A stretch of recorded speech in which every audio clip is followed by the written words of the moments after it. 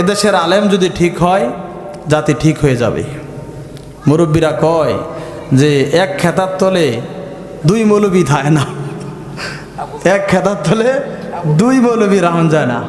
তারা ফতুয়ালে বাড়াবাড়ি করে দুই রকম, মানে না মতামত দুই রকম না। তো মূল কথাটা হচ্ছে বাজান আমরা চললে দেখছি শুধু অহংকার আর হিংসা আর কিচ্ছু না।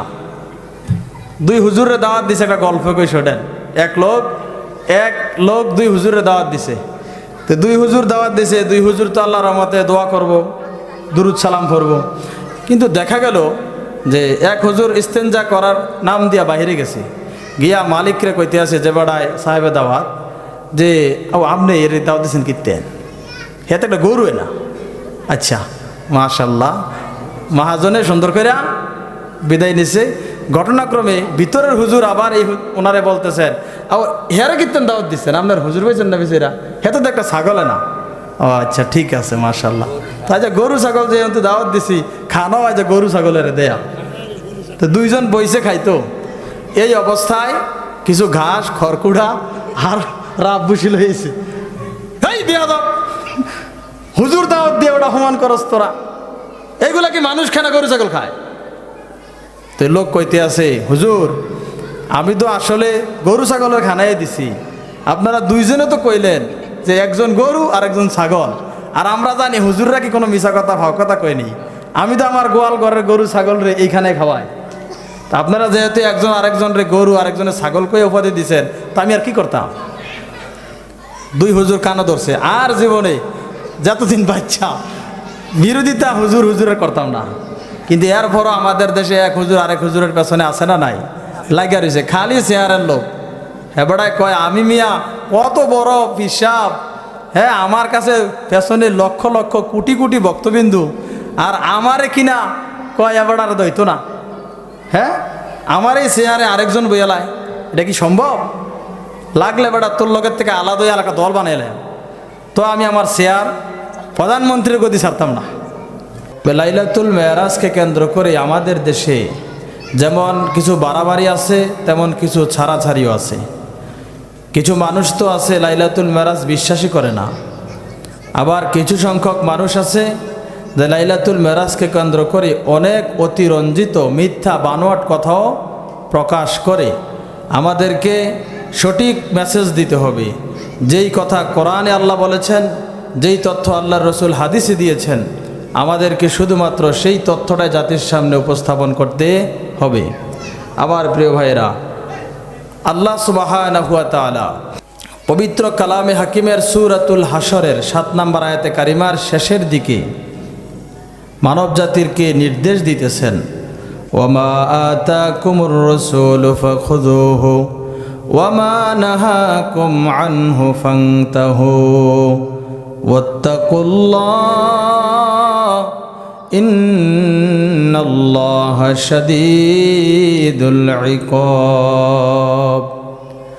আল্লাহ পাক পৃথিবীর মানুষদেরকে বলছেন, দুনিয়ার মানুষেরা তোমরা শোনো, আমার হাবিব তোমাদের জন্য যা কিছু নিয়ে এসেছেন তা তোমরা নির্দ্বিধায় গ্রহণ করো।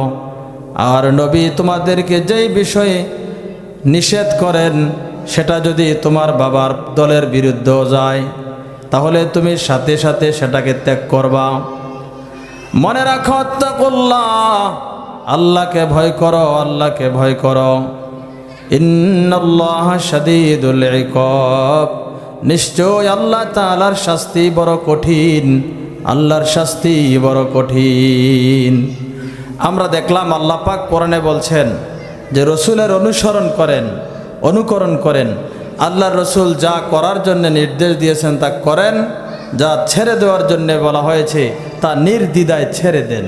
আল্লাহর রসুল যা করতে বলেছেন তা করা ইবাদত, যা ছাড়তে বলেছেন তা ছেড়ে দেওয়া ইবাদত। সুবহানাল্লাহ বলবেন না? নবী আমার বিদায় হজের ভাষণে আরাফাতের ময়দানে মানুষদেরকে লক্ষ্য করে বলেছেন, দুনিয়ার মানুষ তোমরা শোনো, তারাকতু ফীকুম আমরাইন লান তাদিল্লু মা তামাসসাকতুম বিহিমা কিতাবাল্লাহি ওয়া সুন্নাতুর রাসূল। নবী আমার বলেছেন, পৃথিবীবাসী শোনো, তোমরা ততদিন পর্যন্ত পথভ্রষ্ট হবে না, তোমরা ততদিন পর্যন্ত গুমরাহির মধ্যে যাবে না, তোমরা ততদিন পর্যন্ত বিপদে পড়বে না যতদিন তোমরা দুইটা জিনিসকে আঁকড়ে ধরে রাখতে পারবা। তোমার ব্যক্তি জীবন থেকে শুরু করে পারিবারিক জীবন, সামাজিক জীবন, রাজনৈতিক জীবন, জীবনের সকল জায়গায় তোমরা যদি দুইটা জিনিসকে অনুকরণ করতে পারো, তাহলে তোমরা কোনোদিন পথভ্রষ্ট হবে না, বিভ্রান্ত হবে না। সেই দুইটা জিনিসের নাম হলো, 1 নাম্বার আল্লাহর কোরআন, 2 নাম্বার হলো আল্লাহর নবীর আদর্শ সুন্নাহ। এই দুইটা জিনিস যতদিন মানুষ আঁকড়ে ধরে থাকতে পারবে, ততদিন এই পৃথিবীর মানুষ গোমরাহ হবে না। আজ সারা পৃথিবীর দিকে নজর দেন, মানুষ বিভ্রান্তির মধ্যে আছে, গোমরাহির মধ্যে আছে। তার একমাত্র কারণ তারা কোরআন থেকে দূরে, আল্লাহ রসুলের আদর্শ থেকে দূরে। কথা বলেন ঠিক কিনা?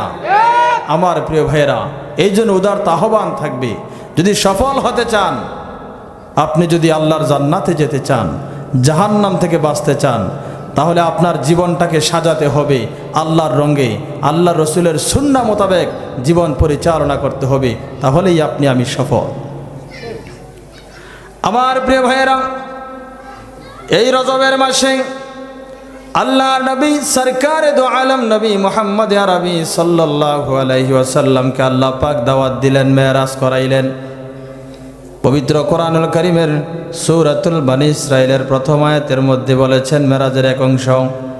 সূরাতুন নাজমের 13 থেকে 18 নম্বর আয়াতের মধ্যে নজমের এই মেরাজের আরেকটা অংশ আল্লাহ পাক আলোচনা করেছেন। সূরাতুল বনী ইসরাঈলের শুরুতে রব্বুল আলামিন বলেছেন, সুবহানাল্লাযী আসরা বিআবদিহি লাইলাম মিনাল মাসজিদিল হারাম।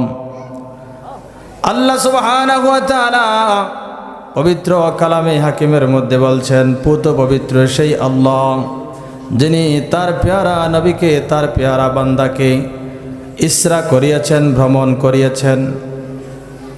আরবিতে সফরকে বলা হয় ভ্রমণ, আবার ইসরাকেও বলা হয় ভ্রমণ। 2 ভ্রমণের মধ্যে পার্থক্য আছে।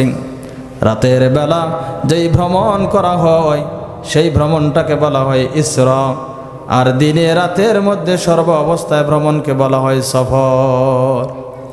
আল্লাহ সুবহানাহু ওয়া তাআলা নবীজিকে ইসরা করিয়েছেন রাতের বেলায়, যেটা আমরা পবিত্র কালামের সূরা বনী ইসরাঈলের প্রথম আয়াত থেকে পাইলাম।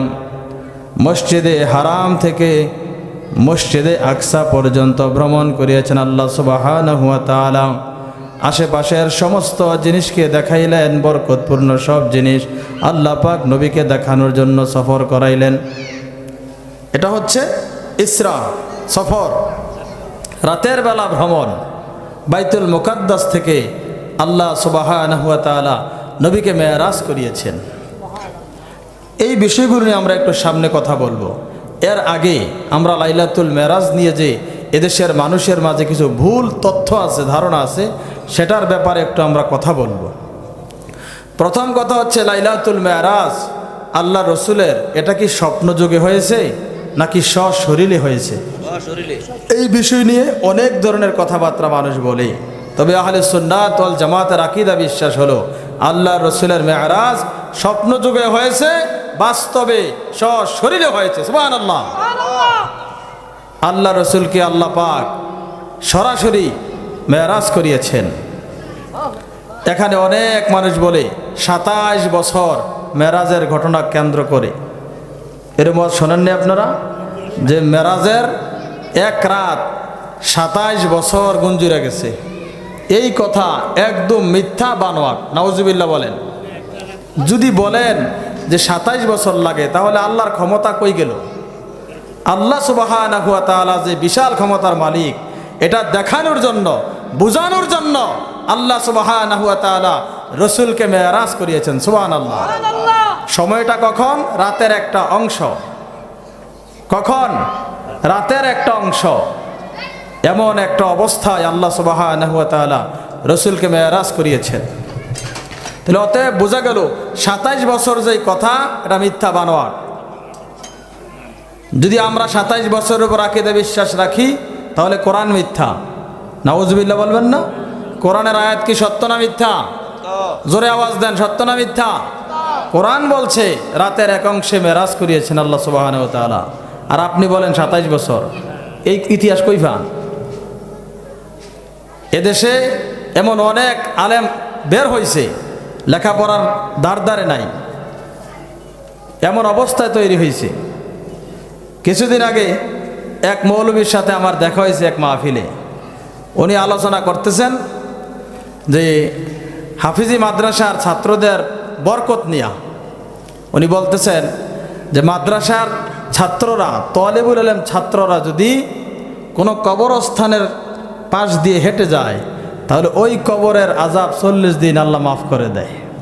ওয়াজ শুনছেন না? এডি পুরান ওয়াজ না? এডি নাউজুবিল্লাহ পড়েন আগে। সম্পূর্ণ জাল হাদিস। আলোচনার পর কমিটিকে বললাম এই হুজুররা আমার সাথে চা খাওয়ানোর জন্য দাওয়াত দেন। কি ব্যাপার? কমিটি বলে হুজুর থাক থাক বাদ দেন, বিশৃঙ্খলা হবে।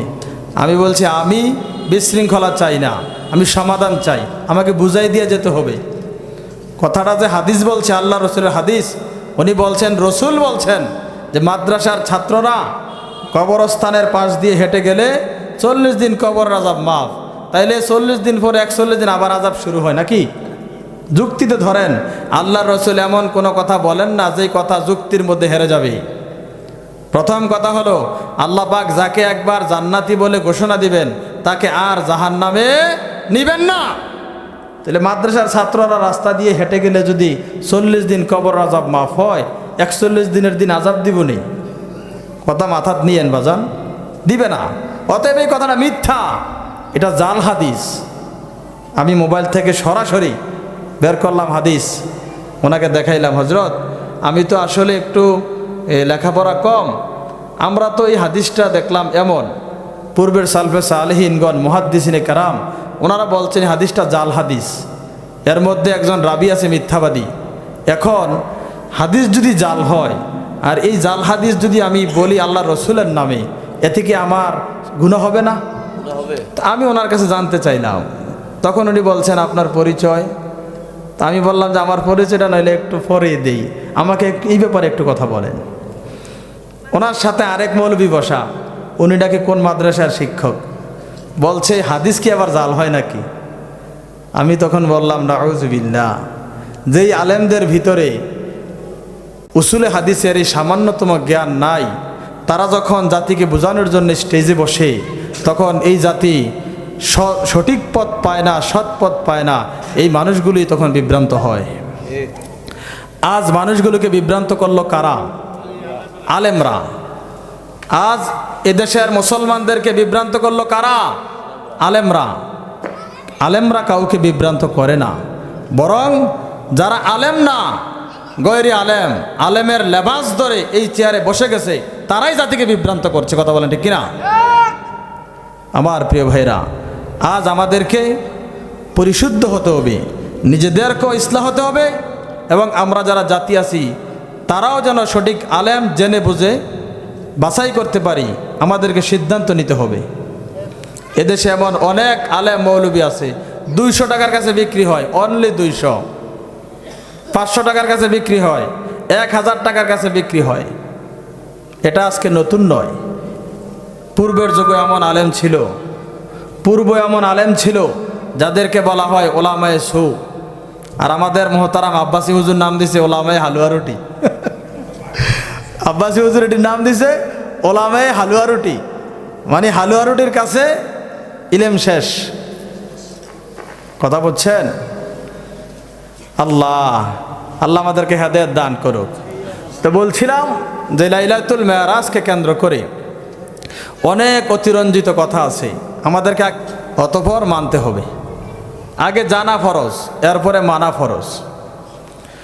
আল্লাহ সুবহানাহু ওয়া তাআলা প্রথমে আমাদেরকে নির্দেশ দিয়েছেন, ওমা আতাকুমুর রাসূলু ফাখুযুহু ওমা নাহাকুম আনহু ফান্তাহু। আমার রসুল তোমাদেরকে যা করার জন্য নির্দেশ দেন তা তোমরা করো, আর যে জিনিস ছেড়ে দেওয়ার জন্য তোমাদেরকে বলছেন তা তোমরা ছেড়ে দাও। আল্লাহর নবী যেভাবে চলার জন্য নির্দেশ দিয়েছেন সেভাবে চলার নাম ইবাদত। এখন আপনারা নামাজ আদায় করেন, ফজরের নামাজের ফরজ কয় রাকাত? কয় রাকাত? ফজরের 4 রাকাত ফরজ। ফজরের নামাজও তো 4 রাকাত মিয়া। ফজরের ফরজ নামাজ কয় রাকাত? 2 রাকাত। জোহরের কয় রাকাত? 4 রাকাত। আসরে কয় রাকাত? 4 রাকাত। মাগরিবে কয় রাকাত? 3 রাকাত। এশায় কয় রাকাত? 4 রাকাত। এই টোটাল 17 রাকাত নামাজ ফরজ 5 ওয়াক্ত নামাজে। এখন আমরা ফজরে 2 রাকাত ফরজ পড়ি কেন? আল্লাহর রসুল 2 রাকাত পরে আমাদেরকে দেখাইছেন, এই জন্য আমরা ফজরের নামাজ 2 রাকাতে পড়ি। কথা কি ঠিক না বে ঠিক? জোহরের নামাজ 4 রাকাত ফরজ, আল্লাহর রসুল পরে আমাদেরকে দেখাইছেন, এই জন্য আমরা 4 রাকাত পড়ি। এখন কেউ যদি চিন্তা ভাবনা করে নামাজ পড়া তো সওয়াবের কাজ, ফজরের নামাজ 2 রাকাত ফরজ, সময় যেহেতু আছে আমি 12 রাকাত পড়াম, নামাজ তো সওয়াবের কাজ। এখন বলেন নামাজ কি এটা হবে না গুনাহ হবে? কেন গুনাহ হবে? এখানে রসুলের অনুসরণ নাই। এখানে রসুলের কি নাই? অনুসরণ নাই। বছরে কয়দিন রোজা রাখা হারাম? কয়দিন? 5 দিন। বাজান 3 দিন না, 3 দিন মানে একটা না, এরপরে 2 দিন, বছরে 5 দিন। বছরে কয়দিন রোজা রাখা হারাম? 5 দিন। অথচ রোজা রাখা ইবাদত। রোজা রাখা কি ইবাদত? রসুল বলছেন না সিয়াম ও জুন্নাতুন, রোজা হচ্ছে ঢাল। যুদ্ধের ময়দানে কাফের মুশরিকরা যখন আঘাত করে, সেই আঘাতকে প্রতিহত করার জন্য যোদ্ধারা কি ব্যবহার করে? ঢাল ব্যবহার করে। ঠিক আল্লাহর কোনো বান্দা বান্দি যখন আল্লাহর খুশির জন্য রোজা রাখে, তখন জাহান্নামের আগুন যখন তাকে ধরতে আসে, রোজা তখন তার সামনে ঢাল হয়ে দাঁড়িয়ে যায়। সুবহানাল্লাহ বলবেন না? তাইলে রোজা একটা ইবাদত, আল্লাহর খুশির জন্য রোজা। আল্লাহ সুবহানাহু ওয়া তাআলা জান্নাতের মধ্যে দেখা দিবেন শুধুমাত্র রোজাদারদেরকে। অতএব রোজা অনেক ফজিলতপূর্ণ। এখন আপনি যদি মনে করেন যে রোজা যেহেতু সওয়াবের কাজ, আমি ঈদের দিন রোজা রাখলাম, এটা কি সওয়াব হইব না গুনাহ হইব? এটা কি ইবাদত হবে? তাইলে আল্লাহর রসুল যেখানে যেইভাবে চলার জন্য আমাদেরকে নির্দেশ দিয়েছেন, ঠিক সেখানে সেইভাবে চলার নাম ইবাদত, তার নাম আল্লাহ রসুলের অনুসরণ। এর বাহিরে যদি কেউ চলে, কমাইলে হবে কুফরি, বাড়াইলে হবে এটার নাম বেদাত। এখন আমাদের সমাজের মানুষ বোঝে না। কোরআন খোলেন, হাদিস খোলেন, এই লাইলাতুল মেরাজকে কেন্দ্র করে মানুষ সারা রাত নামাজ পড়ে। মহিলারা আমাদের কাছে অনেক সময় জিগায়, হুজুর নামাজ কবে? নামাজ তো কয় না, নওয়াজ কবে? মহিলারা কি কয়? নওয়াজ কবে হুজুর? তা নওয়াজ যদি কবে হয় এটা চিন্তা করেন, তাহলে দৈনিক 5 ওয়াক্ত নামাজ যে আমরা পড়ি, এগুলো কি নামাজ নাও? এগুলো যদি নামাজ হয়, আবার স্পেশাল কিতা নফল নামাজ। এখন এই নফল নামাজের ব্যাপারে আল্লাহ রসুলের অনুমতি লাগবে না? কথা বুঝছেন? এমনিতে আপনি পড়েন কিয়ামুল লাইল, হাজার হাজার রাকাত পড়েন, কোনো সমস্যা নাই। কিন্তু আপনি যদি উদ্দেশ্য করে পড়েন যে নাওয়াইতু আন উসাল্লি লিল্লাহি তাআলা রাকাতাই সালাতে লাইলাতুল মেরাজ নাফলি মুতাওয়াজ্জিহান লা জিহাতিল কাবাতি শরীফাতি আল্লাহু আকবার, এই নিয়ত করে যখন আপনি 2 রাকাত নামাজের নিয়ত করলেন, এটার দলিল লাগবে না? আল্লাহ রসুলের জীবন আদর্শ থেকে লাগবে না? কথা হচ্ছে আল্লাহর নবী যখন মেরাজে গেলেন, ওই রাত্রে আল্লাহর নবী বাইতুল মুকাদ্দাসে সালাত আদায় করছে। করে কি করে নাই? কয় রাকাত পড়ছে? 2 রাকাত। সেখানে আল্লাহর রসুল সালাত আদায় করছেন। সকল আম্বিয়ায়ে কেরাম, আদম থেকে শুরু করে হজরত ঈসা আলাইহিস সালাতু ওয়াস সালাম পর্যন্ত সব নবী রসুল এই মসজিদে ছিলেন, আর আল্লাহর রসুল ইমাম ছিলেন। আল্লাহর রসুলের ইমামতিতে 2 রাকাত নামাজ সেদিন বাইতুল মুকাদ্দাসে হয়েছে। আমার প্রশ্ন, আল্লাহর রসুল মেরাজ করেছেন হিজরতের আগে, মক্কায় থাকা অবস্থায়। মেরাজ করার পরে পৃথিবীতে জীবিত ছিলেন অনেক বছর। প্রত্যেক বছর রজব মাস আসছে, প্রত্যেক মাসে প্রত্যেক বছরেই এই রজবের আজকের এই দিন 26তম দিবাগত রাত লাইলাতুল মেরাজের রাত আসছে। এমন একটা জাল হাদিসও আপনি দেখাতে পারবেন না যেখানে আল্লাহর রসুল এই লাইলাতুল মেরাজকে উপলক্ষ করে সারা রাত দাঁড়িয়ে দাঁড়িয়ে নামাজ আদায় করছে। অথচ আজ আমাদের দেশের মধ্যে আলেমরাই আমরা এটা চালু করছি। আল্লাহ আমার এই আলেমদেরকে আপনি হেদায়েত দান করেন। কেন? অনেক আলেম আছে দুনিয়ার লোভ আছে, কারণ লাইলাতুল মেরাজ এই উসিলাটা যদি আমি দেখাইতে পারি, একটা মিলাদ, একটা মাহফিল আর শুভ একটা দিন, আজকের দিনে জিরাফি আইব, বিরিয়ানি আইব, আর হুজুরের পকেটে মোটা অঙ্কের হাদিয়া আইব। আমি আলেমদেরকে বলছি, আমার আলেম ভাইয়েরা আল্লাহকে ভয় করেন। আল্লাহ বলছেন, ওমা আতাকুমুর রাসূল ফাখুযুহু ওমা নাহাকুম আনহু ফান্তাহু। আল্লাহর নির্দেশ, রসুলের অনুসরণ করেন। রসুল যেটা করার জন্য বলছে সেটা করেন, যেটা ছাড়ার জন্য বলছে সেটা ছাড়েন। দিস ইজ ইসলাম, এর নাম ইবাদত। আমার প্রিয় ভাইরা, হাদিসের মধ্যে রসুল বলেন, মান আহদাসা ফি আমরিনা হাযা মা লাইসা মিনহু ফাহুয়া রাদ্দুন। দুনিয়ার মানুষ তোমরা শোনো, তোমরা যদি এমন কোনো ইবাদত করে, এমন কোনো আমল করো যে ইবাদত, যে আমল আমাদের নিকট থেকে প্রমাণিত নয়, ওই ইবাদত আল্লাহর কাছে গ্রহণযোগ্য নয়, সেটা হলো ফাহুয়া রাদ্দুন, বাতিল বাতিল বাতিল। এই জন্যে আল্লাহ রসুলের আদর্শ হতে হবে। প্রিয় ভাই আমার, আমরা নুরানির ক্লাসে বাচ্চাদেরকে দেখি পড়ে, আখলিস দীনাকা ইয়াকফিকাল আমালুল কলিল। আমল অল্প করেন, তবে এটা বিশুদ্ধ হতে হবে, ইখলাসের সহিত হতে হবে। ইখলাসের সহিত ইবাদত হবে, আর পদ্ধতি হবে জনাবে মুহাম্মদুর রাসূলুল্লাহ সাল্লাল্লাহু আলাইহি ওয়াসাল্লামের।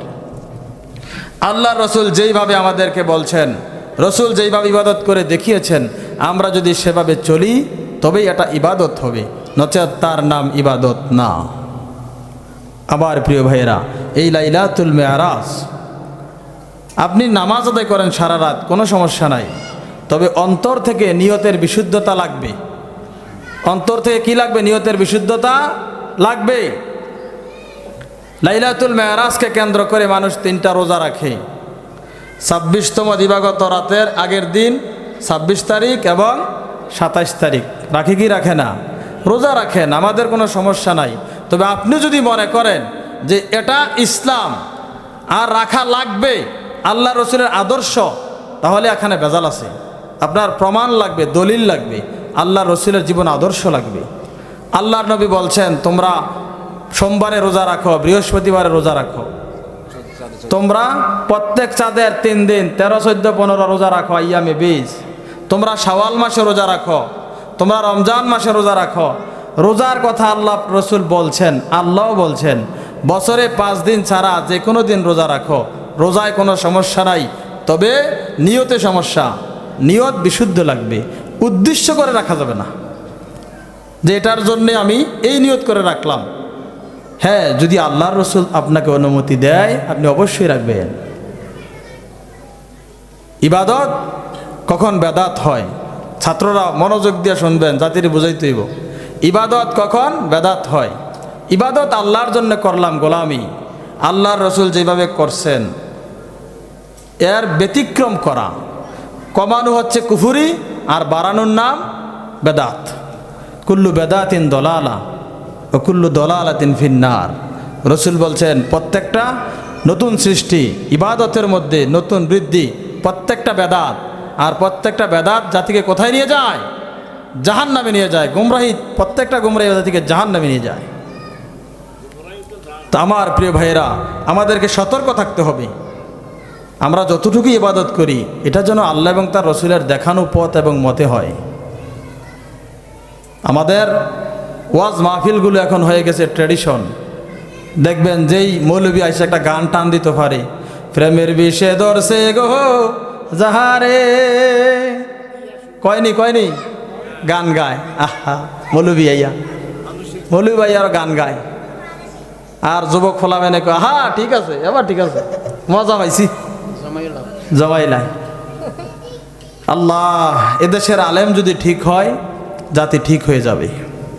মুরব্বীরা কয় যে এক খেতার তলে 2 মৌলবী থাকে না, এক খেতার তলে 2 মৌলবী রাহন যায় না। তারা ফতুয়ালে বাড়াবাড়ি করে, 2 রকম মানে না, মতামত 2 রকম না। তো মূল কথাটা হচ্ছে, বাজান আমরা চললে দেখছি শুধু অহংকার আর হিংসা, আর কিচ্ছু না। 2 হুজুরের দাওয়াত দিছে, একটা গল্প কই শোনেন। এক লোক 2 হুজুরের দাওয়াত দিছে। তো 2 হুজুর দাওয়াত দিছে, 2 হুজুর তো আল্লাহর রহমতে দোয়া করব, দুরুদ সালাম করব। কিন্তু দেখা গেল যে এক হুজুর ইস্তেঞ্জা করার নাম দিয়া বাহিরে গেছে, গিয়া মালিকরে কইতে আছে যে বেড়ায় সাহেবে দাওয়াত যে আপনি এর দাওয়াত দিচ্ছেন কীর্তেন, হেতে একটা গরু না।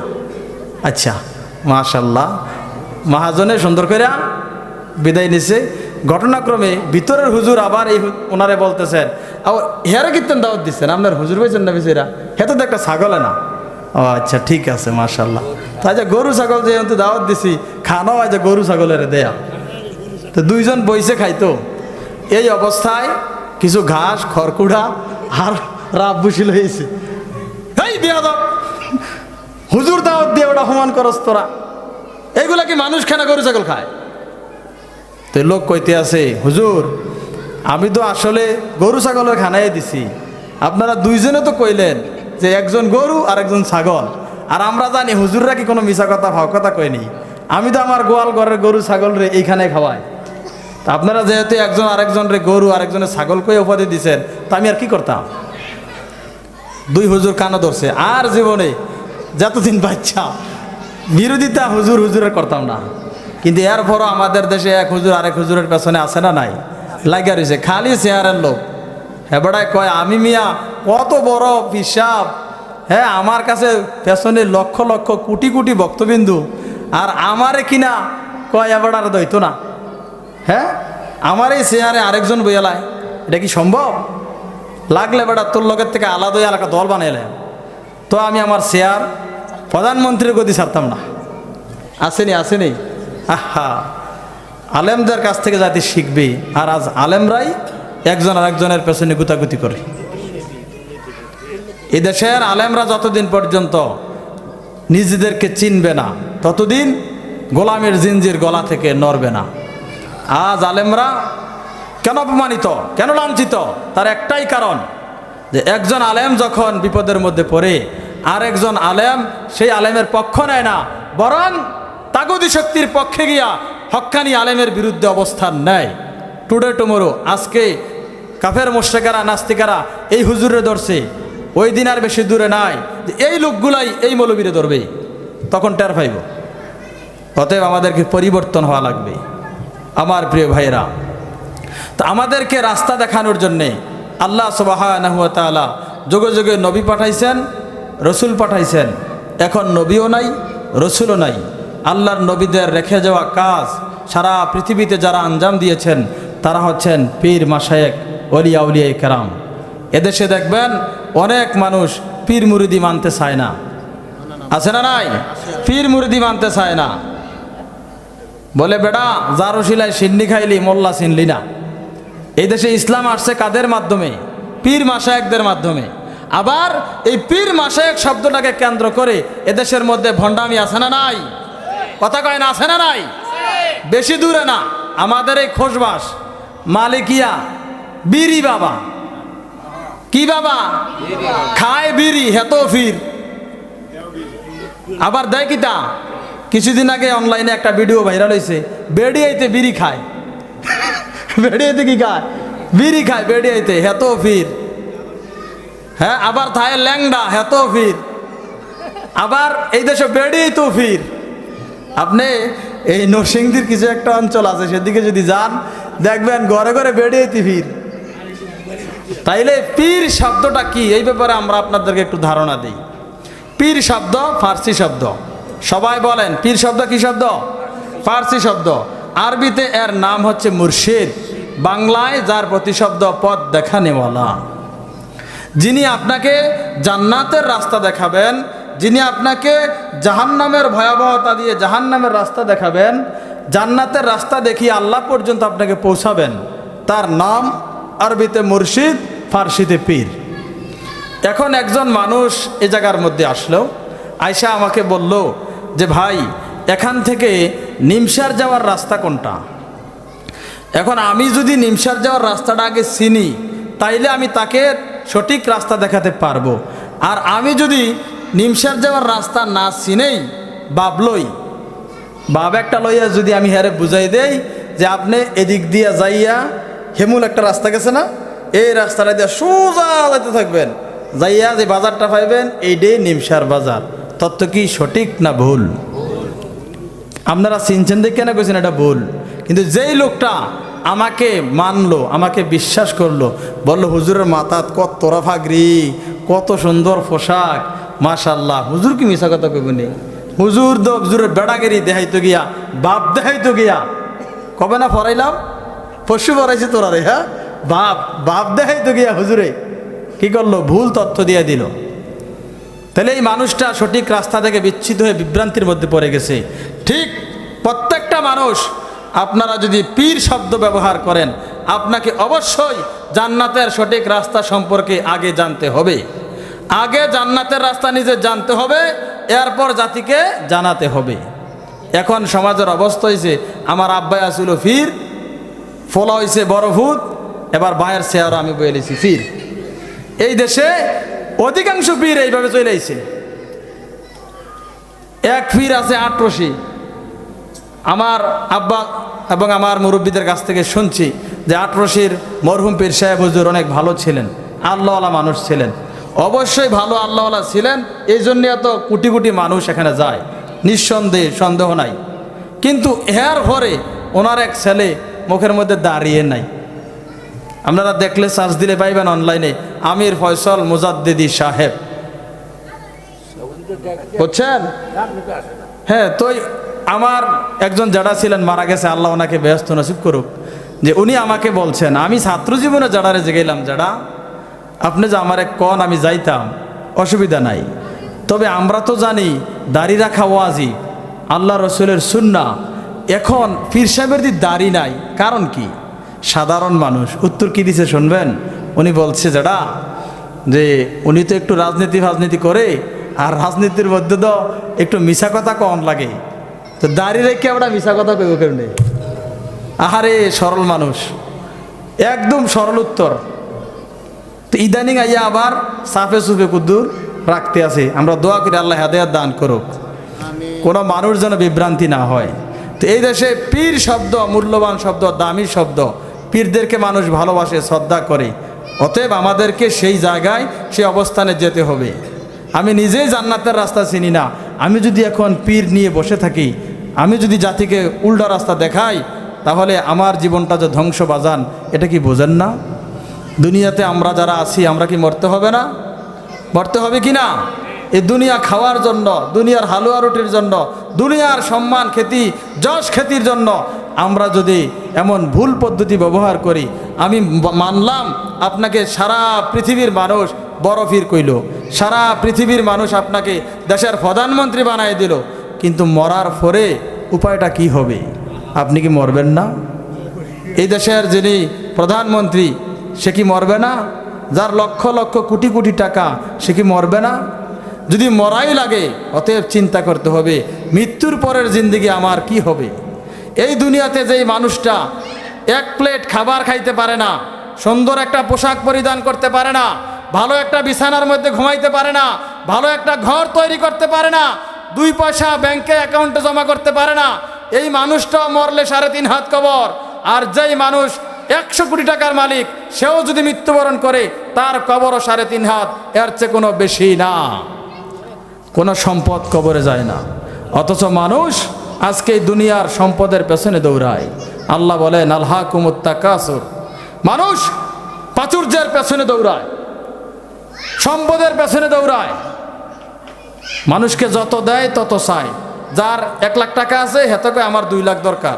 যার 2 লাখ আছে, সে কয় 4 লাখ দরকার। যার একটা গাড়ি আছে, হেতে কয় আরেকটা দরকার। যার একটা বাড়ি আছে, হে কয় 2টা দরকার। যার 1 বুড়ি স্বর্ণ, সে কয় 2 বুড়ি দরকার।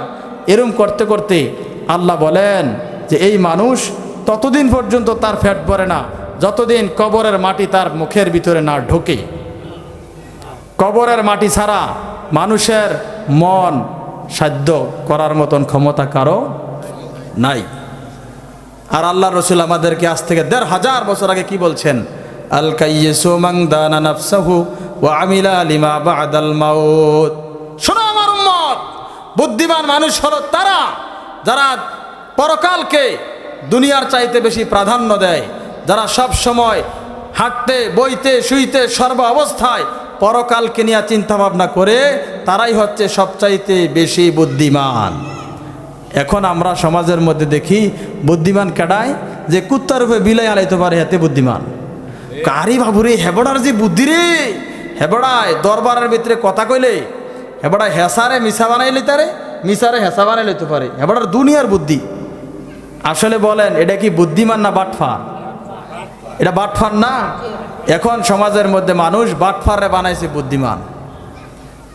আমি আপনাদের উদারত আহ্বান করছি প্রিয় ভাই এবং বোনেরা, অবশ্যই আমাদেরকে চিন্তা করতে হবে পরকাল নিয়া। আল কাইয়িসু মান দানা নাফসাহু ওয়া আমিলা লিমা বাদাল মাউত, যে মানুষ পরকালের চিন্তা করে দুনিয়াতে কাজ করে তারাই হচ্ছে সবচাইতে বেশি বুদ্ধিমান। আল্লাহ পাক আমাদের সকলকে কবুল করুক, পড়িয়া আমিন। আজান কয়টা হবে এখানে? 7:04 বাজে। আমার যেহেতু আরেকটা প্রোগ্রাম আছে আপনারা জানেন, যথাসময়ে যেতে হবে, সেখানে গিয়ে এশা পড়ব, এশার পর পর আবার আলোচনা। অতএব আজকে আমার আলোচনার বিষয় ছিল, আমি চিন্তা করছিলাম লাইলাতুল মেরাজের রজনী, যেহেতু লাইলাতুল মেরাজের বিস্তারিত ঘটনাটা বলবো, কিন্তু আমার এই জায়গার মধ্যে পাড়া দেওয়ার পর আমার কাছে কিছু কথা আসছে, যার কারণে আমার আলোচনার বিষয় সম্পূর্ণ চেঞ্জ করতে হয়েছে, তৎনগত প্রস্তুতি ছাড়া আলোচনা আজকে। তা আমার প্রিয় ভাইরা, যদি আলোচনার মধ্যে কোনো ভুল বুঝে থাকেন আল্লাহর হস্তে ক্ষমা চাই। আমরা আপনাদের শত্রু না, আমরা চাই আল্লাহর জমিনে আল্লাহর দিনের খেদমত হোক, সেখানে আমরা সৈনিক হিসেবে কাজ করব। অতএব আমরা দুনিয়া ব্যবহার করব পরকালের নাজাতের জন্য। আল্লাহ পাক যেন আমাদের সকলকে নেক আমল করার তৌফিক দান করে, সকলে পরে আমিন। ওয়া